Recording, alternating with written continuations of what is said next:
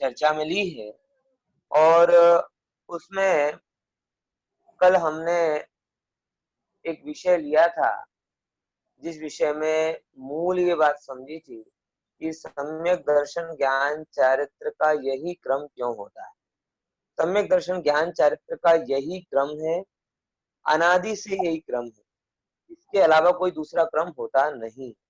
बहुत सरल भाषा में ये बात समझी थी हमने कि सबसे पहले सम्यक दर्शन होता है। सम्यक दर्शन को प्रमुख क्यों किया? क्योंकि सम्यक दर्शन पूज्य है। फिर होता है सम्यक ज्ञान, क्योंकि सम्यक दर्शन होने पर ही ज्ञान सम्यक ज्ञान कहलाता है। फिर उसके बाद में आता है सम्यक चारित्र, क्योंकि ज्ञान पूर्वक ही चारित्र होता है। ज्ञान के बिना अगर किसी का चारित्र हो तो चारित्र नहीं कहलाता, मिथ्या चारित्र कहलाता है, व्यर्थ की बातें कहलाती है। इसीलिए इन सब चीजों को हमने कल क्लास में मुख्यता के साथ में लिया। अब आज हम उससे आगे जो इसका पहले नंबर का सूत्र है, उस सूत्र पर हम चर्चा करना चाहते हैं। बराबर। देखिए, हमेशा जैसे मैं आपको एक डॉक्यूमेंट दूंगा, उस डॉक्यूमेंट्स के साथ में अपन आगे बढ़ेंगे, जिससे आपको किताब लेने की भी तकलीफ ना हो। सूत्र है उसका, आप लोगों को बहुत याद होगा, तत्वार्थ श्रद्धानम सम्यक दर्शनम। देखिए वो फाइल में आपको पहुंचा रहा हूं।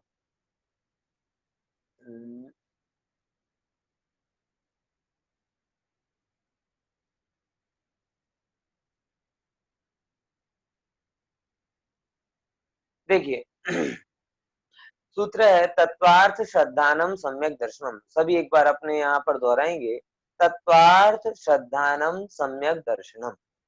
देखिए, सम्यक दर्शन की बात है, क्रम जोड़िए कि सबसे पहले हमने मंगलाचरण में प्रतिज्ञा की कि हम वीतरागी सर्वज्ञ और हितोपदेशी भगवान को नमस्कार करेंगे। किसके लिए?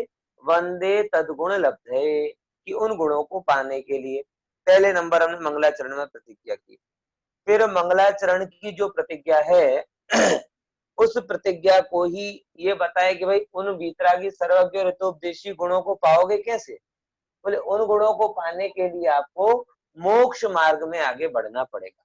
कहाँ आगे बढ़ना पड़ेगा? मोक्ष मार्ग में। तो मोक्ष मार्ग में आगे बढ़ने के लिए हमने वहां पर एक क्रम लगा कि सम्यक दर्शन ज्ञान चारित्राणी मोक्ष मार्ग। देखिए पूरा क्रम है। मंगलाचरण में हमने अपने आप को निर्धारित किया कि हम वीतरागी सर्वज्ञ हितोपदेशी यानी मुक्ति पाने के लिए ये बात कह रहे हैं।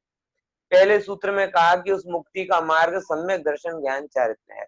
अब उससे आगे बढ़ते हैं और दूसरा सूत्र आता है, तो वहां कहते हैं कि उन तीन में से पहले नंबर का रत्न जिसे हमने कहा था सम्यक दर्शन, वो सम्यक दर्शन क्या है?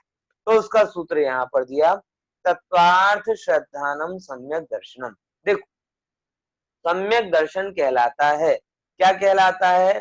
तत्व और अर्थ का श्रद्धान। तत्व और अर्थ का श्रद्धान। श्रद्धान का मतलब होता है विश्वास, विश्वास से भी गहरा और थोड़ा, जिसे अपन कहें कि जो, मैं हमेशा श्रद्धा को इस रूप में डिफाइन करता हूं कि जो मूलभूत मूल्य जिनको आधार में रखकर आप सारे निर्णय लेते हो, वो मूलभूत नियम श्रद्धा कहलाते हैं। जैसे मैं कुछ चीजें आपको बताता हूं जिससे आपको श्रद्धा को पकड़ने में और ज्ञान को पकड़ने में अंतर होगा। कि देखो, ज्ञान तो ऊपरी वस्तु होती है, श्रद्धान अंतर की वस्तु होती है। ज्ञान तो खाल है, श्रद्धान माल है। बराबर। देखो ऐसे समझो इसको कि व्यापार कोई कर रहा है, व्यापार, बराबर। अभी व्यापार के बीच का मूल श्रद्धान क्या है? आप एक लारी पर हर माल 10 रुपए का बेचने वाले सामान्य व्यापारी से लेकर मुकेश अंबानी, गौतम अडानी, अजीत प्रेम जी और बिल गेट्स, जॉब बेजोस जैसे व्यक्तियों से भी अगर आप पूछोगे तो व्यापार का एक ही कॉमन नियम आता है। कौन सा? व्यापार का कॉमन नियम है कि लाभ हो हानि ना हो। बराबर। व्यापार का क्या कॉमन नियम है? कि लाभ हो हानि ना हो। इसीलिए हम कहते हैं, और इसको मूल में रखकर वो अपने पूरे व्यापार की बुनावट करता है। वो अगर एमबीए भी करता है तो मूलभूत चीज में बदलाव नहीं करता। अगर वो एमबीए नहीं करता है, अथवा छोड़ता है, कोई नया एक्सपेरिमेंट करता है, दुकान पर छूट देता है, कुछ भी XYZ करता है, तो उसके मूल में क्या हेतु होता है? लाभ हो हानि ना हो। तो कहला ये लाभ और हानि ये उसके ज्ञान का विषय नहीं है, ये लाभ हो हानि ना हो ये उसके श्रद्धान का विषय है, क्योंकि यही एकमात्र मुद्दा है जिसके इर्द गिर्द सारा का सारा व्यापार डिफाइन होता है। बराबर। अभी कोरोना चल रहा है, कोरोना के कारण हम लोग कितने सारे नए नए काम कर रहे हैं, बार बार हाथ धो रहे, सब्जियां धो रहे, कपड़े बदल रहे। अरे गजब है, पहले तो ना धोकर मंदिर जाते थे, बराबर, कपड़े बदलकर मंदिर जाते थे, ये कोरोना के कारण मंदिर से आकर कपड़े बदलते ये कितना चेंज हुआ, बराबर, कि सब्जियां धो रहे, कपड़े बदल रहे, बार बार हाथ धो रहे, कहीं से मिलजुल नहीं रहे, एक तरीके से तपस्वियों का जीवन व्यतीत कर रहे। महीने हो गए होटल में खाया नहीं है, महीने हो गए पिक्चर देखने नहीं गए, बराबर, महीने हो गए व्यापार को भी दोनों तक स्टॉप करके रखा, और अब चालू भी हो गया है तो भी ये कहते हैं नहीं भैया कोई बात नहीं, जब ठीक हो जाएगा तब चालू करेंगे। कहने का तात्पर्य ये है कि ये तमाम ज्ञान और चारित्र के पीछे मूल में क्या छिपा हुआ है? बोले जो मूलभूत मुद्दा है वो श्रद्धा है। जैसे कि कोरोना, और ना केवल कोरोना बल्कि तमाम औषधियों और उपचारों के बीच में हमारा एक ही मूल होता है कि हम निरोगी रहें, रोगी ना हो, यही एकमात्र हमारा मूल है। इसलिए क्या कहते हैं, हमारे अंदर में श्रद्धान में गहराई से पड़ा हुआ है कि हमें निरोगी ही रहना है, ये कहलाता है श्रद्धान का विषय। अब ये श्रद्धान में आ गया तो इसके लिए हम ज्ञान भी करेंगे, रोज पेपर में पढ़ेंगे, रोज यूट्यूब में देखेंगे कैसे सावधानियां रखी जा सकती है। केवल देखेंगे ही नहीं बल्कि चारित्र में भी करेंगे, सब्जियां धोएंगे, कपड़े बदलेंगे, हाथ धोएंगे, घर साफ करेंगे, बाहर नहीं निकलेंगे, होटल में नहीं जाएंगे, 25-50 लोगों के साथ शादी में मात्र 25-50 लोग इकट्ठे कर लेंगे, XYZ कितने कितने काम हम एक श्रद्धान के कारण कर रहे हैं। श्रद्धान कभी बड़ा नहीं होता, श्रद्धान हमेशा सिंक्रोनाइज होता है, फॉर्म होता है, टू द पॉइंट होता है, बराबर। तो दो एग्जाम्पल दिए मैंने, एक व्यापार का एग्जाम्पल दिया, एक ये दिया। भोजन में माताएं बहनें तमाम प्रकार के उपाय करती हैं, उसके मूल में कौन सा श्रद्धान है कि भोजन स्वादिष्ट बने, भोजन क्या कहते हैं स्वास्थ्य वर्धक बने। अब इसको मूल में रख के बहुत सारे उपाय हो जाते हैं। तो कहने का तात्पर्य आप समझ रहे हो कि जो श्रद्धान है वो श्रद्धान केवल ज्ञान का विषय नहीं है, वो श्रद्धान केवल आचरण का विषय नहीं है, श्रद्धान ज्ञान और आचरण का आधार है, और वो आधार इतना निर्धारित होता है कि बदलता नहीं। ज्ञान तो बड़ा चुटकियों में बदलता है, ज्ञान तो चुटकियों में बदलता है। ज्ञान अभी आप टीवी देख रहे हो, एक क्षण पहले कोरोना की खबर देखकर भयभीत से हुए, दूसरे क्षण चैनल बदला, चैनल में कोई पिक्चर आ रही तो देख के आनंदित हो गए, तीसरे नंबर घर पे कोई बात हुई तो क्रोधित हो गए, चौथे नंबर किसी ने बखान कर दिया तो मानी हो गए। तो ज्ञान का विषय बदल रहा है, लेकिन इसके बीच में श्रद्धान का विषय नहीं बदलता। तो हम यहाँ जो बात कहना चाह रहे हैं श्रद्धान का विषय, देखो जीव श्रद्धा शून्य है ऐसा नहीं कहना चाहता, क्योंकि श्रद्धा जीव का गुण है। हमने पहले ही आपको बताया है, आप लोग जानते भी होंगे कि जिस द्रव्य का जो गुण है वो गुण कभी छोड़कर जाता नहीं। तो श्रद्धा जीव का गुण है, ये कहीं गया नहीं है। मगर प्रॉब्लम क्या है, प्रॉब्लम ये है कि जीव की श्रद्धा सही विषयों में ना होकर खोटे विषयों में है। तो जो खोटे विषयों में अपनापन है, खोटे विषयों का निर्णय है, खोटे विषयों में अहमपना है, तो उसके कारण हमारी श्रद्धा को कहा जाता है मिथ्या श्रद्धा। तो वो मिथ्या श्रद्धा सम्यक श्रद्धा में कैसे बदलेगी, तो वो इस सूत्र में बताया गया है कि तत्वार्थ का श्रद्धान करोगे। तो हमने अभी क्या आपको बताया, गहरा शब्द श्रद्धा। श्रद्धा मतलब क्या, गहरा विश्वास। श्रद्धा मतलब क्या, जीवन का मूलभूत निर्णय। श्रद्धा मतलब क्या, वह धुरा जिसके आधार पर जीवन की बुनावट होती है, ये श्रद्धा कहलाती है। आप उस श्रद्धा को शब्दों में नहीं समझ सकते, लेकिन आप श्रद्धा को रियलाइज कर सकते हैं, बराबर। मैं हमेशा एक बात कहता हूं कि व्यक्ति के अंदर में श्रद्धान में पड़ा हुआ है कि उसे मरना नहीं। अब अगर कोई इसके श्रद्धान में पड़ा हुआ है मरना नहीं है, तो उसके सारे पड़ोसी, सारे अड़ोसी पड़ोसी अगर सपोज जहर खा लें और बोले कि हम सब तो खा रहे हैं तुम क्यों नहीं खा रहे, तो वो सबकी बातों में आके जहर नहीं खा लेगा। कल्पना करके देखो एक बाढ़ आ जाए, पूर आ जाए और सब लोग मर जाएं, सब लोग नदी में बह जा रहे हैं, लेकिन इसके अंदर में ये पड़ा हुआ कि नहीं मुझे जीना है, तो सब लोग बह रहे हैं तो मैं भी डुबकी लगा दूं, ऐसा वो कभी नहीं कर पाएगा। क्यों? क्योंकि उसके अंदर में श्रद्धान में पड़ा है कि मुझे जीना है। लोग बहुत मुझे लगता है कि कहते हैं इनने बिगाड़ दिया, इनके कारण हम ऐसा कर रहे हैं, उनके कारण हम ऐसा कर रहे हैं। बेटे ने सिगरेट पीना चालू किया, अरे वो संगति के कारण हो गया। बेटे ने तंबाकू खाना चालू किया, इसके दोस्तों यारों ने बिगाड़ दिया होगा। अरे भाई देखो, अगर वो बिगड़ा है तो अब बिगड़ना चाहता है इसलिए बिगड़ा। अगर वो नहीं बिगड़ना चाहता तो जहर तो कोई उसके दोस्त यारों से खिला के बता दे, क्यों नहीं कर पाते? ये कहीं ना कहीं करना चाहता है तो उसको निमित्त बन जाता है। तो श्रद्धान में ये निर्णय उसके गहरा नहीं है कि मुझे ये काम नहीं ही करना है, ये कहलाती है श्रद्धान की कमी। देखो बहुत गहरी बात है, थोड़ी समझने से आप ना, ज्ञान का विषय मत मानना है इसको, गहराई का विषय मानना। जैसे जैसे आप समझोगे तो ख्याल में आएगा। तो ये तो मैंने सूत्र के 3 टुकड़े किए, तत्वार्थ, श्रद्धानम, सम्यक दर्शनम। तो सम्यक दर्शन कहलाता है, क्या कहलाता है? श्रद्धान करना सम्यक दर्शन कहलाता है। किनका श्रद्धान करना सम्यक दर्शन कहलाता है, वो आपको इस सूत्र में बहुत अच्छे से पता चल जाएगा। देखो किसका श्रद्धान करना, तो बोले तत्व और अर्थों का श्रद्धान। किसका श्रद्धान? तत्व और अर्थों का श्रद्धान। अब तत्व को बताते हैं, जो तत्वार्थ का अपने अपने स्वरूप के अनुसार पदार्थों का जो श्रद्धान होता है वह सम्यक दर्शन है। इसका अर्थ किया। तत्व मतलब क्या किया? तत्व का खुलासा किया, अपने अपने स्वरूप के अनुसार। अर्थ मतलब किया पदार्थ, और श्रद्धानम मतलब श्रद्धान, वह श्रद्धान सम्यक दर्शन कहलाता है। क्लियर हुआ?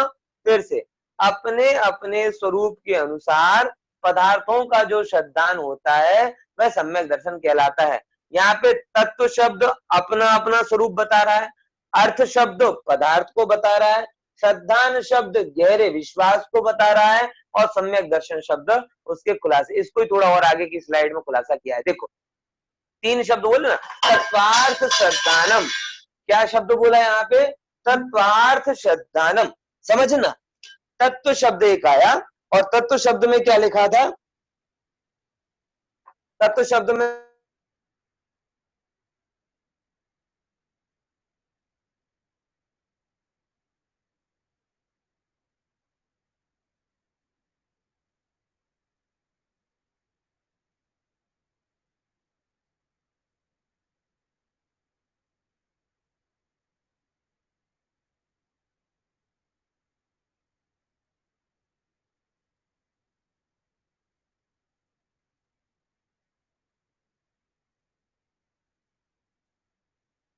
हेलो, आवाज आना बंद हो गई थी क्या? हाँ हाँ। तत्व, फिर से जरा बीच से आवाज गायब हो गई थी। मैं फिर से वो शब्द स्लाइड को लेता हूँ, मेरा मोबाइल गिर गया था, इसके कारण शायद बंद हो गया। फिर से देखिएगा, 3 चीजें यहां पर आई, तत्व अर्थ श्रद्धान।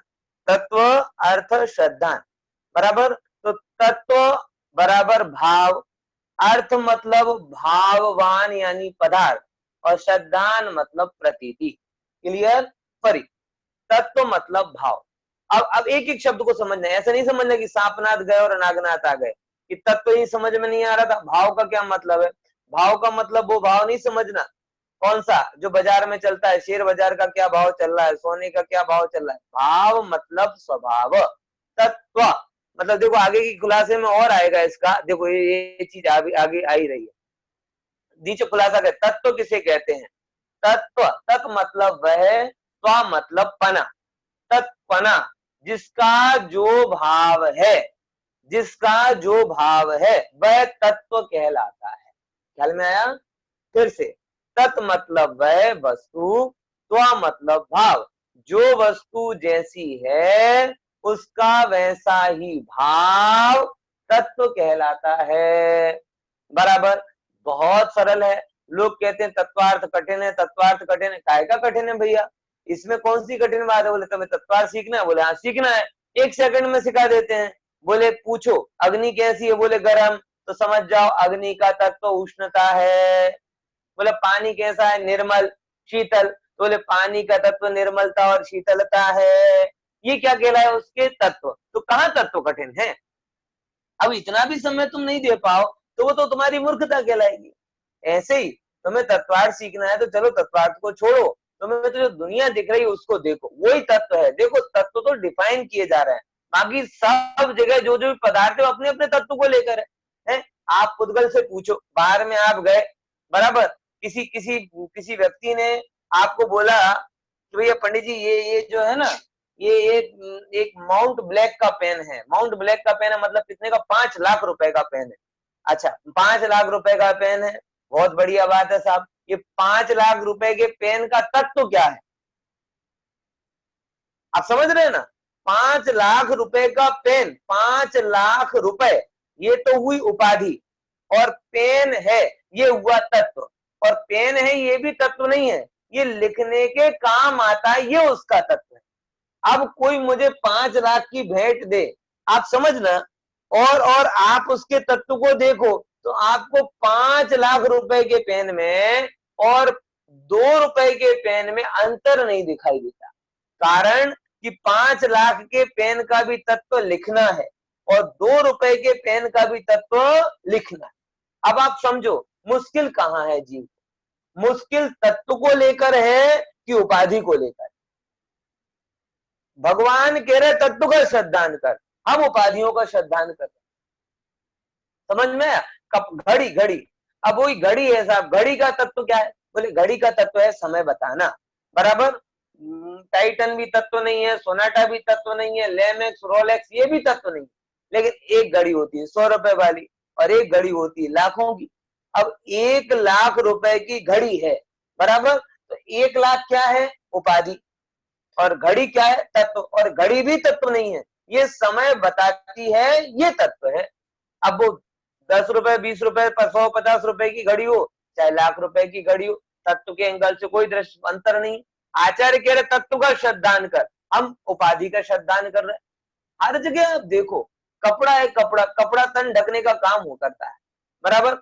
अपने यहाँ पर अगर संस्कृत में कपड़ों की वैरायटी पूछी जाए ना, तो 2 प्रकार की वैरायटी आती है। एक होता है उत्तरीय और एक कहलाता है अधा। उत्तरीय मतलब ऊपर पहनने वाला कपड़ा, अधा मतलब नीचे पहनने वाला कपड़ा, उनने तत्व की दृष्टि से देखा, उत्तरी कहलाता है। अब वो आजकल ये अंग्रेजों ने उपाधियां दी हमारे लिए, ऊपर पहनने वालों में टी शर्ट हो गई, टी शर्ट में भी round neck T shirt, V neck T shirt, और क्या कहते हैं कितनी जाति, पोलो वाली टी शर्ट,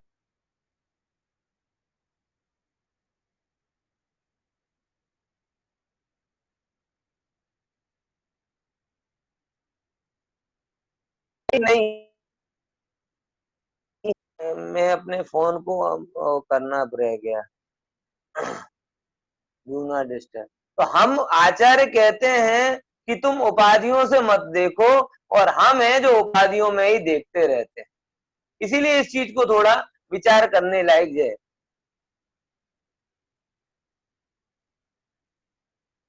समझ में आया? फिर से मेरा थोड़ा ध्यान डिस्टर्ब हुआ, ये उपाधियां बहुत रहती हैं ये ऑनलाइन क्लास में।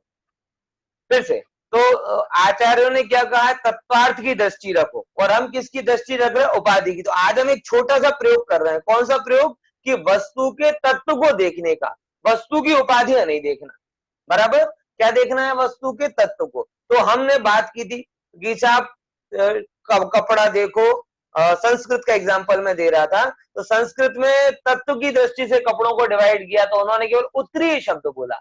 उत्तरीय मतलब ऊपर पहनने वाले वस्त्र, और अधा मतलब नीचे पहनने वाले वस्त्र, बात पूरी। अब वो उसमें और कोई शब्दों के ज्यादा भेद ही नहीं मिलते, और हम लोग उपाधियों से देख रहे थे इतने भेदों में। शर्ट हो गई तो shirt, regular shirt, cotton shirt, फलाना शर्ट, ये सब उपाधि के भेद। जितने भी झगड़े हैं वो तत्व को देखने के कारण नहीं है, उपाधियों को देखने के कारण। बहुत सारी चीजें मैं आपको कहता हूं भाई। तत्व 2 प्रकार का होता है, भोजन में भी अगर आप देखो, अगर व्यंजन भी बनाने तो एक हो गया फरसाण, एक हो गया मिष्ठान। जो जो नमकीन होता है वो फरसाण होता है, जो मीठा होता है मिष्ठान होता है, ये तत्व की बात है। लेकिन अब हमने उसमें उपाधियां जोड़ दी, उपाधियां जोड़ दी तो 50 प्रकार के फरसाण बना दिए, 50 प्रकार के मिष्ठान बना दिए। ये सबसे हो क्या रहा है? हो ये रहा है कि जीवन की सरलता जा रही, जीवन में जो असंगता आनी चाहिए, अपरिग्रहपना आना चाहिए, वो अपरिग्रहपना नहीं आ रहा। आकुलता आती जा रही है, प्लानिंग बढ़ती जा रही है, विकल्प बढ़ते जा रहे हैं, इच्छाएं बढ़ती जा रही हैं, इच्छा पूर्ति के साधन बढ़ते जा रहे हैं, उन साधनों के लिए आपका श्रम बढ़ता जा रहा है, धन बढ़ता जा रहा है, और बस पूरा जीवन उनको मैनेज करते करते आप देखो, ये लॉकडाउन ने बहुत अच्छी शिक्षा दी आपको कि आप अगर घर में रहते हो तो आपका खर्चा भी कम होता है। बराबर, लॉकडाउन में अगर इनकम कम हुई तो सब लोगों ने फील भी करके देखा कि खर्चा भी कम हुआ। अब यही तो जिनवाणी सिखाती है कि तू खर्चा बढ़ा के इनकम बढ़ाए तो सरेरास तो तेरा कोई फायदा हुआ ही नहीं ना। यहाँ खर्चा बढ़ाता जा रहा है, वहां इनकम बढ़ाता जा रहा है, तो इसमें तो कोई फायदा हुआ ही नहीं ना। इसीलिए यहाँ पे कहते हैं आपने खर्चा कम करो और सीमित शांति से रहो। बराबर ख्याल में आ रहा? ये चीज यहाँ पे विचारणी आ जाती है कि जिसका जो भाव है, जिसका जो भाव है वही उसका तत्व कहलाता है। मैं आप सब लोगों से निवेदन करता हूँ, सम्यक दर्शन जब होगा तब होगा, लेकिन हम आज अपनी एक प्लानिंग करें। कैसी प्लानिंग? कि हम जीवन में तत्व की दृष्टि रखेंगे। किसकी दृष्टि रखेंगे? तत्व की। और तत्व की दृष्टि से अगर धन को भी देखें, तत्व की दृष्टि से धन को देखें, तत्व की दृष्टि से आजीविका को देखें, तो आजीविका की दृष्टि से तत्व का क्या वैल्यू है? पैसे की क्या वैल्यू? बोले जीवन निर्वाह का साधन। आजीविका के एंगल से जीवन तो वो बहुत सिंपल है, जीवन निर्वाह का साधन। तो जीवन निर्वाह का क्या साधन है? बोले बहुत सिंपल है कि जो व्यक्ति आहार मिल जाए, विहार मिल जाए, रहने की व्यवस्था हो जाए, इतना धन आवश्यक है। तत्व दृष्टि हो गई। अधिक धन कर करके आप लौकिक लोगों में आगे हो सकते हो, लेकिन तत्व की दृष्टि से उसकी कोई वैल्यू नहीं। बराबर, आशा है आप मेरी बात को समझे होंगे। तो जो वस्तु जैसी है, पर को पर जाने, स्वा को स्वा जाने, संयोग को संयोग जाने, वस्तु को वस्तु जाने, जो जैसा है वैसा जाने, माने, श्रद्धा करे, तो उसका नाम तत्वार्थ कहलाता है। बराबर, तो हमें क्या प्रयोग करना है? उपाधि से नहीं देखना है, तत्व से देखना है। तो वस्तु का सच्चा स्वरूप, जो वस्तु का सच्चा स्वरूप है, अर्थात जो वस्तु जैसी है उसका वही भाव, वह तत्व कहलाता है। क्लियर? अब देखो, ये तो हुआ तत्व का अर्थ। अब पीछे एक और शब्द है अर्थ। अर्थ मतलब देखो, तत्व का अर्थ लिया था भाव, और अर्थ मतलब भाववान। भाववान मतलब क्या? कि उस अर्थ को धारण कौन करता है? देखो, अकेला तत्व थोड़ी होता है। अब शक्कर मिठास है, मिठास जैसे एग्जांपल के तौर पर एक तत्व रहा, तो वो मिठास रहेगी कहां? मिठास किसी शक्कर में रहेगी, किसी गुण में रहेगी। और वो अगर आपको मिठास का श्रद्धान है, ज्ञान है, तो गुड़ की और शक्कर की भी पहचान होनी चाहिए, क्योंकि गुड़ और शक्कर के बिना मिठास को ढूंढोगे कहां से? पॉइंट समझ में आ रहा कि नहीं आ रहा? अब आप साहब, आप दुनिया जगत में जाओ और मम्मी ने बोली कोई मीठी चीज लेके आना, और मीठी चीज लेके आना, तो आपने दुकान वाले से बोला कि मीठी चीज दो। मीठी चीज के नाम पर वो उसने शक्कर दी, बोले ये तो शक्कर है, हमें मीठी चीज दो। वही तो गुड़ है, हमें तो मीठी चीज दो। कैरी पकड़ाई, वो तो कैरी, हमें मीठी चीज दो। अरे भाई, भाव किसी भाववान में रहता है, भाव किसी भाववान में रहता है, सार किसी वस्तु में रहता है। वस्तु के बिना सार वहां होता नहीं। इसीलिए यहां पर ये कहा कि जो जो जिसके अंदर भाव है, जिसके अंदर भाव है यानी तत्व है, वो तत्वार्थ। बराबर। अब बहुत सिंपल है कि हमारा भाव क्या है, जगत का भाव क्या है? बोले भाव मतलब सब कीमत नहीं समझना यार, नहीं तो गनियों को कीमत ज्यादा समझ में आती है। भाव मतलब सार। तो आचार्यों ने, ज्ञानियों ने हमारा सार सत चित आनंद बताया। मैं अस्तित्वमयी हूँ, ज्ञानमयी हूँ, आनंदमयी हूँ, ये मेरा भाव है। बराबर। मैं मतलब 5 लाख कमा रहा हूं तो मेरा 5 लाख रुपए मेरा भाव है। 50 लाख कमा रहा हूं तो 50 लाख रुपए मेरा भाव है, ये मेरा भाव नहीं। मेरा भाव तो सच्चिदानंद स्वरूप है। बराबर। तो अब सच्चिदानंद स्वरूप की अगर हमें ख्याल में है, तो हमें ये भी पता होना चाहिए कि सच्चित आनंद कहाँ रहते हैं, ज्ञान दर्शन कहाँ रहते हैं, ये सब किसमें है? अगर इसको वो नहीं जानेंगे तो फिर उसका श्रद्धान कैसे करेंगे? बिना पदार्थ के वो श्रद्धान तो गधे के सींग के जैसे हो जाएंगे। और सम्यक दर्शन कोई ऐसी वस्तु का नाम थोड़ी गधे के सींग का, तो अर्थ को भी जानना। बराबर। पुद्गल को हमने देखा कि पुद्गल स्पर्श रस गंध वर्ण वाला है, तो स्पर्श रस गंध वाला कौन है? बोले ये सब जो दिखाई दे रहा है ये पुद्गल है। बराबर। दुख देने वाला ये तत्व है, बोले दुख देने वाले कौन है? बोले आश्रव तत्व है। सुख देने वाला कौन है? संवर निर्जर, बोले संवर तत्व है। बराबर। पूर्ण सुख की दशा ये तत्व है, तो बोले कहाँ है? बोले मोक्ष में है। वो मोक्ष किसके अंदर? बोले आत्मा में है। तो एक तो हुआ स्वभाव और एक उसका आधार। तो वो आधार जो कहलाता है वो कहलाता है अर्थ। इसी को यहाँ पर पिछली स्लाइड में बताया था। अर्थ मतलब भाववान, तत्व, अर्थ। अब तीसरा नंबर का शब्द आता है श्रद्धान। श्रद्धान को मैंने खुलासा किया था कि गहरा विश्वास, यहाँ पे सुंदर शब्द बोला गया है उसके लिए प्रतीति। प्रतीति शब्द क्या है? प्रतीति बड़ा गजब शब्द है। प्रतीति, प्रतीति मतलब प्रतीत हो रहा है, प्रतीत हो रहा है। देखो गजब है कि नहीं उससे मतलब नहीं है, प्रतीति इंपॉर्टेंट। आप समझो, रात के समय आपके कमरे में अंधेरा है, सपोज मेरे सफेद कलर का कुर्ता वो एंकर पे टंगा हुआ है, और रात को आपने कोई भूत वाली पिक्चर देखी अथवा भूत भूत की बातें सुनकर आप सो गए, अथवा किसी ने, अब आपके मन ने कल्पना करना चालू की। कौन सी? कि वहां पर कोई सफेद चादर ओढ़े आदमी खड़ा है कुछ नहीं, लेकिन आपके अंदर में वो भाव आ गया। अब आपकी प्रतीति चालू हो गई कि वहां कोई है, और जैसे ही आपके दिमाग में खुरापात घुसी तो थोड़ी देर बाद तो आपको आवाज भी सुनाई देने लगेगी, उसके दांत भी दिखाई देने लगेंगे, उसके हाथ पैर हिलते हुए भी दिखाई देने लगेंगे। मतलब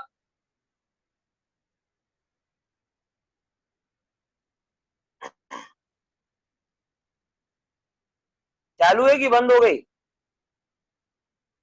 हेलो, कोई मैसेज करके बताएगा चालू है कि बंद हो गई? चालू है, चालू है। चालू है ना, ये मैसेज आया मेरे पास में। हाँ। कितने मिनट बाकी है सम्यक? आज अनलिमिटेड चलेगा, दूसरा अकाउंट से मैंने चालू किया है इसलिए। अच्छा अच्छा, तो ये मैसेज से मैं डर गया। नहीं नहीं, आप शुरू से डालो। चलो आभार। विषय भी बहुत सारा बाकी है। चलिए, कब तक चलेगा? पता नहीं, अभी 40 मिनट तो पक्का चलेगा, उतना पता है। अच्छा अच्छा, मतलब आराम से 1 घंटे तक ले लूं मैं क्लास, है ना? हम्म। ओके ओके ओके, चलो। तो बहुत बढ़िया, सम्यक ने काम किया, मेरे लिए मानसिक शांति का काम कर दिया थोड़ा।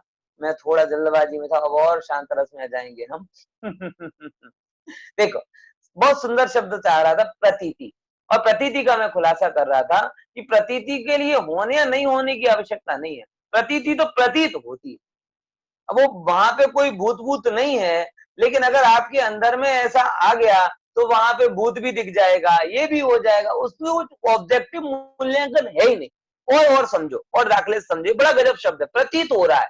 अब एक माँ है, एक माँ, बराबर। उस एक माँ को जगत में सबसे सुंदर कौन दिखाई देता है? सारे बेटों में से अगर आप देखोगे तो उसे उसका ही बेटा सबसे सुंदर दिखाई देता है। क्यों साहब, ऐसा क्यों हो गया? क्योंकि उसकी प्रतीति में है। अब ऑब्जेक्टिव रूप में देखा जाए, अगर एक माँ का काला कलूटा बेटा है, बराबर, नाक भी उसकी बहती रहती है, और दूसरी माँ का गोरा चिट्टा एकदम रूपाला बेटा है, लेकिन तो ऐसा नहीं होगा कि रूपाला जिसका बेटा है वही उसे अच्छा लग रहा है, उस काला बेटा भी उसकी माँ को अच्छा लग रहा है, क्योंकि अच्छा लगने के कारण उसका रंग रूप नहीं है, अच्छा लगने का कारण उसकी प्रतीति। और गहराई से कहूं तो माँ तो आजकल की थोड़ी चतुर हो गई है, कुटिल हो गई है, कि माँ तो भी बेटों में अंतर कर ले। लेकिन एक बेटा, अब मैं बहुत सरल भाषा में कहूं कि एक दाखला तरीके हिडिंबा का लड़का हो, उसकी माँ हिडिंबा के जैसी हो। हिडिंबा समझ गया ना, महाभारत का कैरेक्टर, राक्षसी, एकदम काला रंग हो, रंग रूप वजन सब एकदम भयंकर हो, और एक आराध्या बच्चन है, जैसे उसकी माँ ऐश्वर्या बच्चन है, तो उस हिडिंबा के लड़के को भी अपनी माँ अच्छी लग रही, उतनी ही अच्छी लग रही है जितनी आराध्या बच्चन को ऐश्वर्या राय बच्चन अच्छी लग रही। कारण कि उसको अच्छा लगने का फंडामेंटल, उसका कोई ऑब्जेक्टिव मूल्यांकन नहीं है, कि वो नयन नक्श से नहीं देख रहा, वो तो प्रतीत हो रही है, माँ माँ रूप में प्रतीत हो रही है, तो बेटे को माँ सुंदर लग रही है, वो हिडिंबा हो चाहे ऐश्वर्या हो चाहे कोई हो, और अगर उसे वो और कोई अच्छा नहीं लग रहा, कैसे? प्रतीति, ये कहलाती है प्रतीति। बराबर। बहुत सारे एग्जाम्पल से आप इस चीज को समझ सकते हो कि भाई किसी को कुछ अच्छा लगता है, किसी को कुछ अच्छा लगता है। क्यों लगता है साहब? प्रतीत हो रहा है, जैसा प्रतीत हो रहा है वैसा। दुनिया सब अपने अपने हिसाब से बदल रही है। बराबर। किसी को यहाँ क्या कहते हैं, तत्पर सूत्र अच्छा लग रहा है, किसी को भी सुन रहे बाहर बारिश हो रही है तो बाहर की आवाजें अच्छी लग रही, वो कहते हैं चलो क्लास तो बाद में पढ़ते रहेंगे, पहले खिड़की पे जाके देख लें। अथवा कोई जोर डाय ऐसे होंगे कि मोबाइल को खिड़की के पास लेकर गए होंगे, देखो मैं किसी को देख नहीं रहा हूँ, मेरे स्क्रीन पर तो ये चल रहा है, लेकिन मुझे मानव मन का पता है कि बहुत सारे पहुंच भी गए होंगे बारी ऊपर, कि भाई देखो बारिश भी देख लेंगे, प्रवचन भी सुन लेंगे, तो हमें क्या प्रतीत अच्छा हो रहा है? जिनवाणी अच्छी प्रतीत हो रही कि बाहर की बारिश अच्छी प्रतीत हो रही? बराबर। तो ये चीज यहाँ पर हमें विचारणी है। तत्व और अर्थ का श्रद्धान। किसका श्रद्धान? तत्व और अर्थ का श्रद्धान, मतलब प्रतीति होना। प्रतीति संयोग के ऊपर डिपेंड नहीं है, प्रतीति इवॉल्व होती है, अपने अंदर से उत्पन्न होती है। वो कुछ जैसा है हर जगह वैसा ही दिखता है। व्यापार में आप देखोगे हर एक व्यापारी ग्राहक के अंदर ये प्रतीति करता है ये मेरी दुकान से कुछ लेके चला जाए, प्रतीति में है। वो लेने आया हो चाहे सब्जी, तो भी अगर आप जाओगे तो भी लगेगा मेरी दुकान से ले जाए, मेरी दुकान से ले जाए। बराबर समझ में आया? तो भाव, ये तीन शब्द हो गए ना क्लियर, कि तत्वार्थ श्रद्धानम सम्यक दर्शनम। अब देखो अर्थ का और खुलासा किया जाता है। दो दो हो गए, अपन ने शुरू में ही निर्णय किया था, चार शब्द हैं यहाँ पे, तत्व अर्थ श्रद्धानम सम्यक दर्शनम। कौन कौन से चार शब्द हैं? कौन कौन से चार हैं? तत्व मतलब वस्तु का स्वभाव, अर्थ मतलब वो वस्तु जिसका स्वभाव है, श्रद्धानम मतलब प्रतीति, और चौथे नंबर का क्या कहलाता है? सम्यक दर्शनम मतलब फल। तो जो वस्तु जैसी है उस वस्तु का वैसा स्वभाव, बराबर, उसकी समीचीन प्रतीति को धारण करने वाली वस्तुओं का श्रद्धान सम्यक दर्शन कहलाता है। ये चीज यहाँ पे आ रही, चार चीजें हो गई क्लियर। फिर से एक बार बोलता हूं, तत्व, अर्थ, श्रद्धान, सम्यक दर्शन। तत्व मतलब भाव, अर्थ मतलब भाववान यानी पदार्थ, श्रद्धानम मतलब प्रतीति, प्रतीति मतलब प्रतीत होना, वैसा महसूस होना, वैसा रियलाइज होना, बराबर। और वो क्या कहलाता है? कि वह सम्यक दर्शन कहलाता है। जो वस्तु जैसी हो उसका वैसा श्रद्धान सम्यक दर्शन कहलाता है। ये यहाँ पे अपना सिद्धांत बना। क्लियर?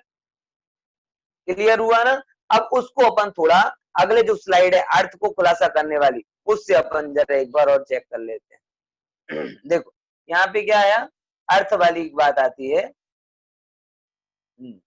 अ,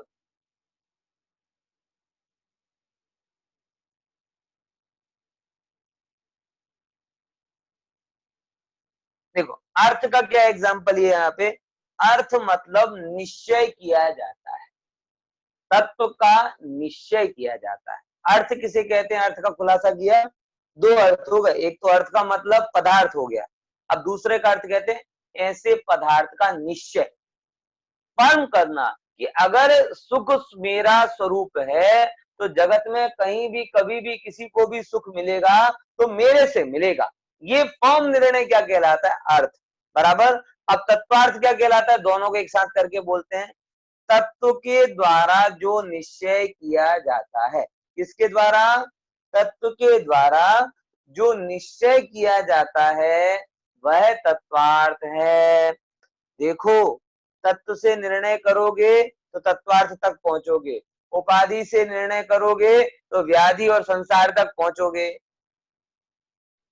फिर से, हम वस्तु का निर्णय किससे करते हैं? उपाधि से कि तत्व से? अरे गजब वस्तु है, कैसी मूर्ता पाई जाती है। जैसे मुंबई वगैरह शैलेश भाई कई बार एग्जांपल देते हैं ना, कि मुंबई वाले कोई लड़के हो ना, उनको अगर अपनी लड़की की शादी करनी हो तो पहले कहते हैं लड़का देखना है। बोले लड़का तो देखना ही देखना है, साथ में कौन से एरिया में रहता है। अच्छा लड़का हो लेकिन कहे बहरामपुरा, घूसरपुरा ऐसी जगह रह रहा तो बोले नहीं करनी शादी।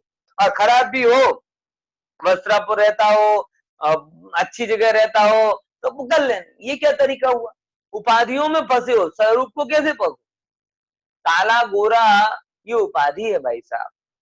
मैं सबको कहना चाहता हूं कि अगर आपको जीवन में कोई भी निर्णय देखना हो, लेना हो, तो उसकी उपाधि को देखकर नहीं, उसके स्वभाव को देख कर लो। कोई भी निर्णय लो। आप ये मत देखो, मतलब मैं बात को थोड़ी सी कहना चाहता हूँ, विचारना। आप ये मत देखो कि ये जॉब कर कर मुझे 50 लाख का पैसा मिलेगा। 50 लाख पैसा उपाधि है।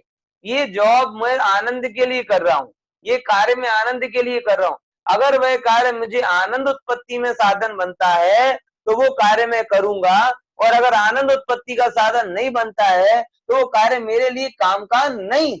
ये निर्णय आपका होना चाहिए।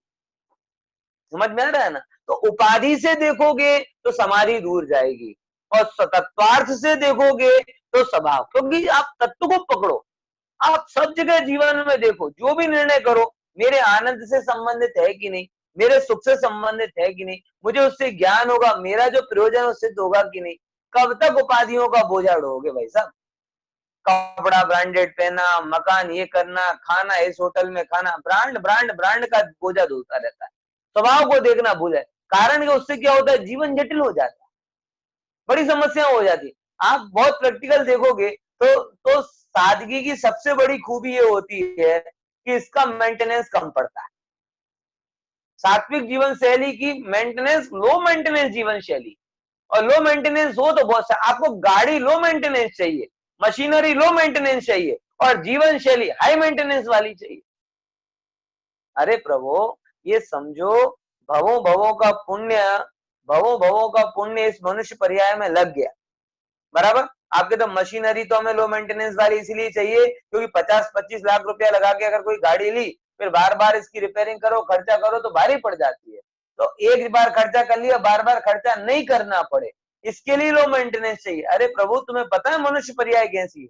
बोले मनुष्य पर्याय ऐसी अद्भुत है कि जिसमें अनेकों भवों का पुण्य लग गया, और अनेकों भवों का पुण्य लग गया, लो मेंटेनेंस वाली बात है। अब उसके बाद में तुम इतना ज्यादा उसमें लग्जरीज पड़ जाते हो कि उसको खींचते खींचते खींचते जीवन निकल जाता है। तो जो मूल काम करना है वो कब करो। इसीलिए मैं सबसे कहना चाहता हूं कि सात्विक जीवन शैली जियो, क्योंकि सात्विक जीवन शैली का मेंटेनेंस बिल्कुल कम है, विकल्प बिल्कुल कम है, सहजता से काम हो जाता है, आनंद के साथ काम हो जाता है। और ऐसी आनंद और सहजता मोक्ष मार्ग में बहुत आवश्यक है।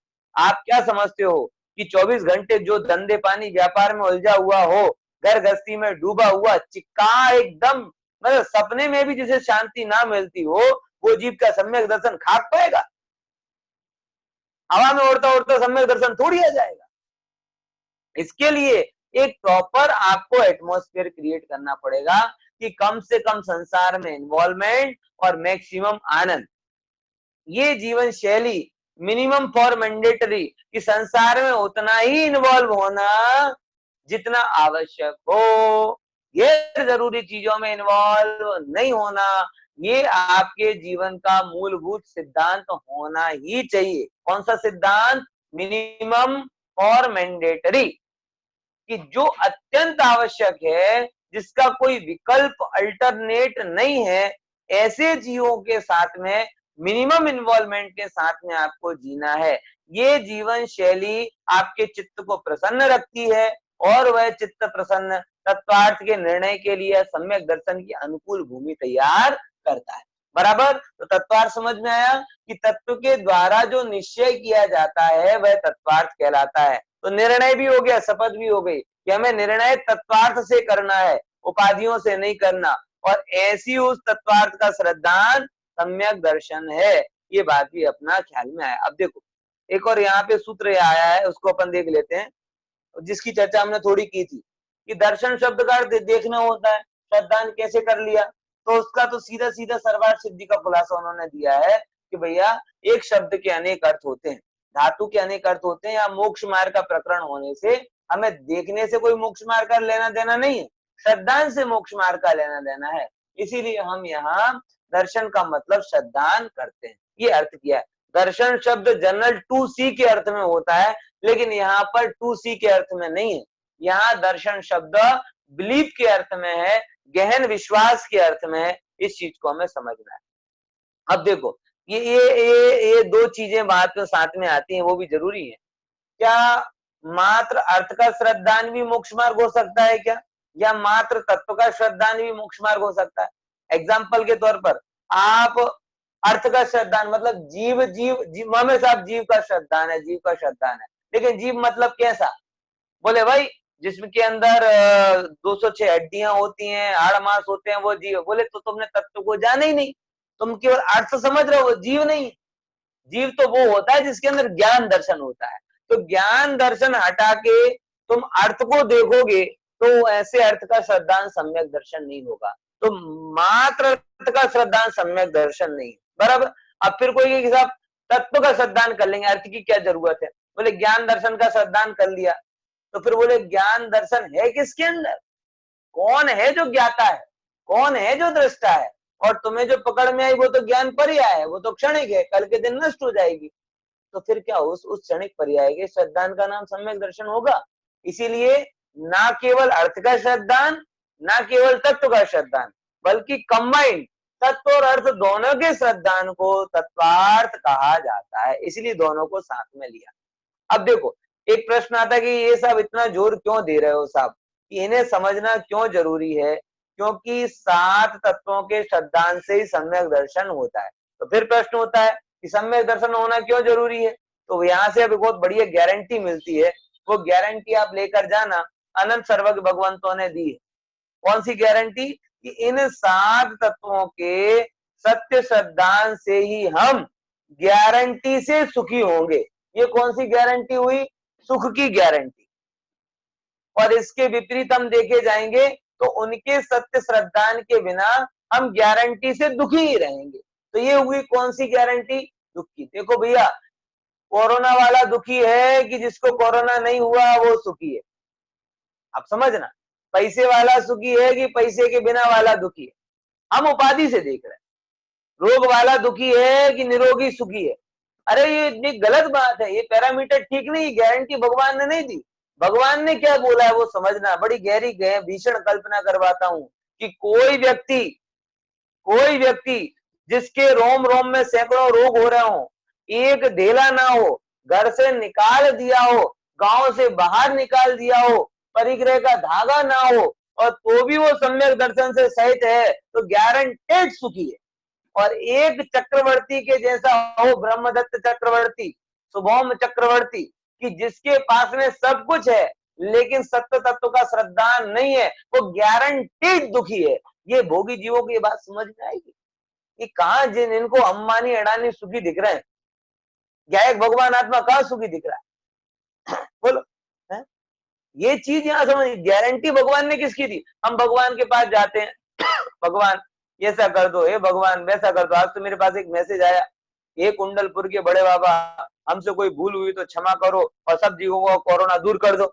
जैसे कोरोना के पहले तुम बहुत सुखी थे और कोरोना चला जाएगा, तो कोरोना के पहले बहुत सुखी थे और कोरोना चला जाएगा तो फिर सुखी हो जाओगे।